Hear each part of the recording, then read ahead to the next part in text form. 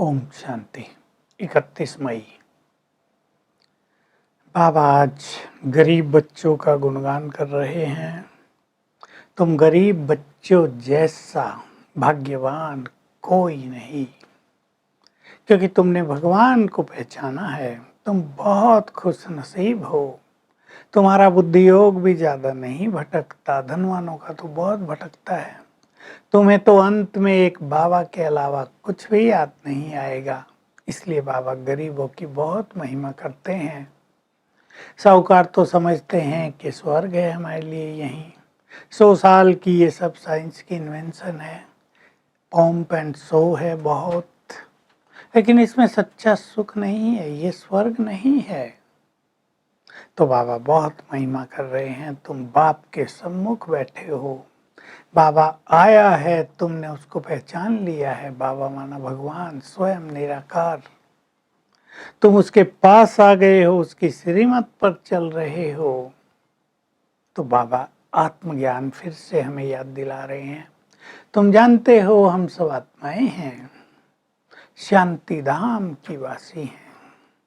लोग तो शांति चाहते हैं, शांति के लिए तीर्थों पर जाते हैं, भगवान से मिलने के लिए तीर्थों पर जाते हैं, मुक्ति के लिए जाते हैं, बहुत भटकते हैं। पर किसी को ये पता नहीं कि हमारा घर ही शांति धाम है। मैं आत्मा शांत स्वरूप हूँ। जब हम वहाँ स्थित होते हैं तो हमें सच्ची शांति मिलती है। तुम आत्माएं हो और तुम इस विश्व ड्रामा में एक्टर हो। तुम्हारे अंदर 84 जन्मों का पार्ट भरा हुआ है, तुम्हें वो पार्ट प्ले करना ही है। वो अविनाशी है। ऐसे नहीं कोई कहे जैसे सन्यासी कहते हैं मैं आत्मा तो परमात्मा में लीन हो जाऊंगी। लीन होना माना समाप्त हो जाना, लेकिन आत्मा तो अविनाशी है और उसमें पार्ट भरा हुआ है, वो बचता ही रहेगा। ऐसे नहीं कोई पूछ सकता कि ये ड्रामा कब शूट हुआ, किसने किया, क्यों किया। ये अनादि बना बनाया है। तो बाबा आज इसकी हमें पूरी नॉलेज दे रहे हैं। कहते हैं मैं टीचर बनकर तुम्हें संपूर्ण ज्ञान देने आया हूँ। तुम्हें सृष्टि के आदि मध्य अंत का ज्ञान दे रहा हूँ। अब तुम जानते हो ये देवी देवता धर्म किसने स्थापित किया, ये कब था, वो कहाँ चले गए। वो विश्व पर तो राज करते थे, लेकिन वो कहाँ चले गए। तो तुम संगम पर इस समय तपस्या कर रहे हो, पुनः वैसा ही मनुष्य देवता बनने के लिए। त्रेता के अंत में तुम वाम मार्ग में चले गए थे, उसके चित्र दिखाए हैं बहुत ज्यादा। तुमने अपनी राजाई सारी गंवा दी, पतित बन गए, दुखी हो गए। अब बाबा कहते हैं काम महाशत्रु है, इसको जीतो। और ये बिना राजयोग के जीता नहीं जा सकता। लोग तो ऐसे ही कह देते हैं भगवान को, अल्लाह को याद करो, लेकिन ऐसे ही याद करने से कुछ नहीं होता।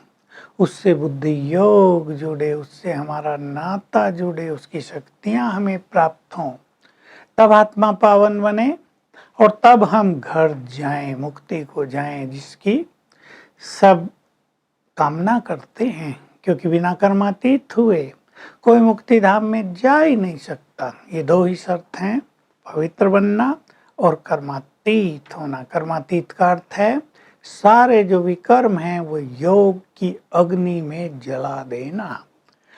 तो कर्मों के प्रभाव से हम अतीत हो जाएंगे, ऊपर उठ जाएंगे, ये कर्मातीत अवस्था है। तो ये बाबा ज्ञान की रूरियान करते हुए हमें कह रहे हैं बच्चे, ये जो दुनिया तुम्हें दिखाई दे रही है, जिसमें बहुत पॉम्प एंड शो है माया का, रावण का, बड़े बड़े मकान बन गए, एरोप्लेन्स हैं, यात्राओं की सुख सुविधाएं हैं, ये कब्रिस्तान होना है। ये भगवान के महावाक्य हैं। ये जल्दी ही समाप्त होने वाली दुनिया है, इसलिए तुम इस कब्रिस्तान से दिल नहीं लगाओ।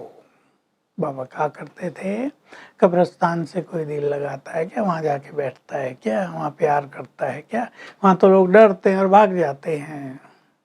तो ये दुनिया भी कब्रिस्तान होनी है, ये खेल पूरा हो रहा है।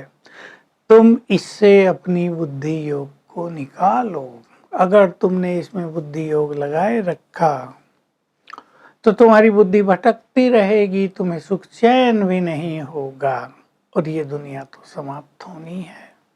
तो हमें अपने से विचार करना है, क्या हमें ये नशा रहता है कि हम भगवान के सम्मुख बैठे हैं? क्या हमें ये बहुत खुशी रहती है कि हम लक्ष्मी नारायण के राज्य में जा रहे हैं, हम अपना राज्य फिर से स्थापित कर रहे हैं? ये बहुत सुंदर, बहुत बड़ी बातें हैं। और हमारा बुद्धि योग इस कलियुगी संसार में कितना भटकता है। देखिए, अब 2 मार्ग हो गए हैं। एक ये कलियुगी दुनिया का मार्ग, भक्ति का मार्ग, तीर्थों पर जाना, मंदिरों में जाना, मेहनत करना, पूजा पाठ करना, और दूसरा ये ईश्वरीय मार्ग, राजयोग का पथ, जिसमें हमें चारों ओर से अपनी बुद्धि को हटाना होता है। तो हम हटाते जा रहे हैं या हमारी बुद्धि और लिप्त होती जा रही है इस संसार में? ये सभी को चेक कर लेना है। संबंधियों में, वस्तु वैभवों में, धन संपदा में, बाल बच्चों में हमारी बुद्धि बहुत इन्वॉल्व होती जा रही है। चिंताओं में हम जीवन जी रहे हैं या हम इससे डिटैच होते जा रहे हैं? बाबा भारत की महिमा कर रहे हैं। मैं हेवनली गॉड फादर भारत में ही आता हूँ, भारत को ही हेवन बनाता हूँ, तुम्हें पवित्र आत्मा बनाता हूँ। इसलिए मैंने तुम्हें आज्ञा दी है, अब इस काम महाशत्रु को जीतो, पवित्र बनो। अब ये हमें और अपने से पूछने की बात है कि हम काम महाशत्रु को जीत रहे हैं। इस संसार में तो जैसे कि काम की आग लगी हुई है। हर व्यक्ति, बड़े हों या छोटे हों, काम की अग्नि में जलते ही जा रहे हैं और उनको ये पता नहीं कि वो जल रहे हैं। उनका सब कुछ नष्ट हो रहा है इसमें, क्योंकि ये इम्प्योरिटी सब कुछ समाप्त कर देती है। तो काम महाशत्रु को जीतने के लिए, संपूर्ण पवित्र बनने के लिए हमें बहुत अच्छा योग युक्त होना है। और जो बाबा ने विधि सिखाई है, आत्मिक ज्ञान, हम देवता थे इसकी स्मृति, उसको अपने अभ्यास में लाना है, तो हमारे लिए पवित्रता बहुत सहज हो जाएगी। वरदान है ईश्वरीय नशा और निशाना। जहाँ जाना है उसकी स्मृति के द्वारा कर्मेंद्रिय जीत बनने वाले ताज और तख्तधारी बनो। तो बाबा कहते तुम्हें 2 तरह के ताज मिले हैं, 2 तरह के तख्त। ताज है प्योरिटी का क्राउन और जिम्मेदारी का ताज। तख्त है अकाल तख्त, यहाँ आत्मा बैठी है, और बाबा का दिल तख्त, भगवान के दिल तख्त पर भी हम विराजमान हैं। ये सब स्मृति रहे तो सहज ही कर्मेंद्रिय जीत बन जाते हैं, और कर्मेंद्रिय जीत बनने से हम प्रैक्टिकल में ताज, तख्त और तिलक के अधिकारी बन जाएंगे। स्लोगन है, मनुष्य के कमजोर संकल्प ही उसे प्रसन्नचित्त नहीं रहने देते, प्रसन्नचित्त माना चीयरफुल नहीं रहने देते, प्रसन्नचित्त बना देते हैं, क्वेश्चन उठाने वाले बना देते हैं।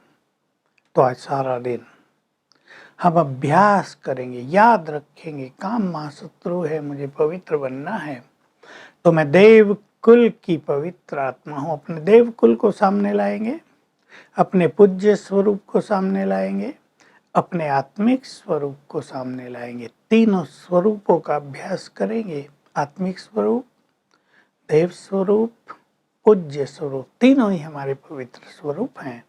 तो पवित्रता बढ़ती जाएगी। Om Shanti. To watch Peace of Mind channel videos on YouTube, subscribe us on youtube.com/tvpeaceofmind. Just a click for a peaceful life.